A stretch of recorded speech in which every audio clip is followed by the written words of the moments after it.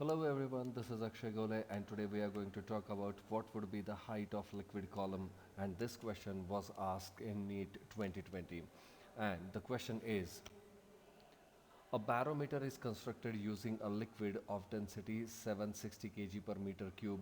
What would be the height of liquid column when a mercury barometer reads 76 centimeter? Density of mercury is 13,600 kg per meter cube and the options are given.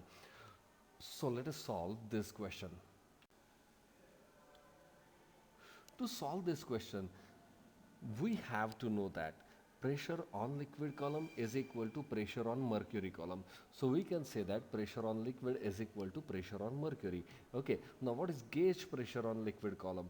So gauge pressure on liquid column is density of a liquid multiplied by height of liquid column into gravitational acceleration, which is equal to density of mercury into height of mercury column into gravitational acceleration.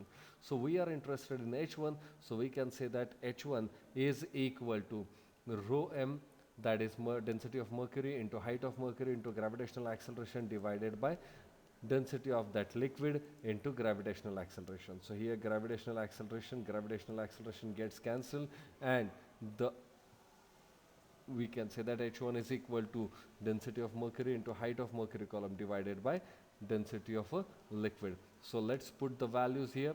So we can say that H1 is equal to 0.76 into 13,600 divided by 760, and the answer is, that is the height of liquid. Hey guys, thank you very much. I hope you like this video. If you have any question, feel free to ask me in the comment section given below. Thank you very much. Till next video. Have a great day. Thank you.